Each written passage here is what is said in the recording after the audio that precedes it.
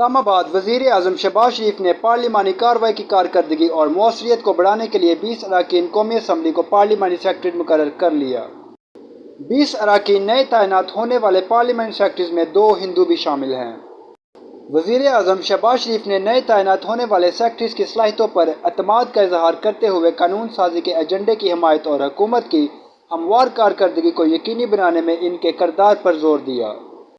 اس اقدام کو گورننس کو مضبوط بنانے اور عوامی خدمات کی فراہمی کو بہتر بنانے کے لیے حکومت کی وسیع حکمت عملی کے حصے کے طور پر دیکھا جا رہا ہے۔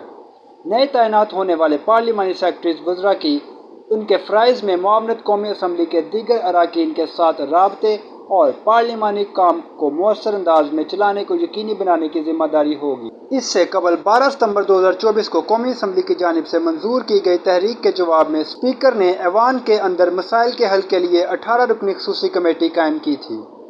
کمیٹی کا مینڈیٹ پارلیمانی مسائل بشمول آئین اور طریقہ کار سے متعلق مسائل کے حل کے لیے بحث، تجزیہ اور سفارش کرنا تھا۔ یہ پیش رفت سیاسی کشیدگی میں اضافے کے درمیان ہوئی ہے اور اس کا مقصد پارلیمنٹ کے کام کاج کو یقینی بنانا ہے۔ معلومات کا قابل اعتماد ذریعہ CRC، جڑے رہیں CRC کے ساتھ۔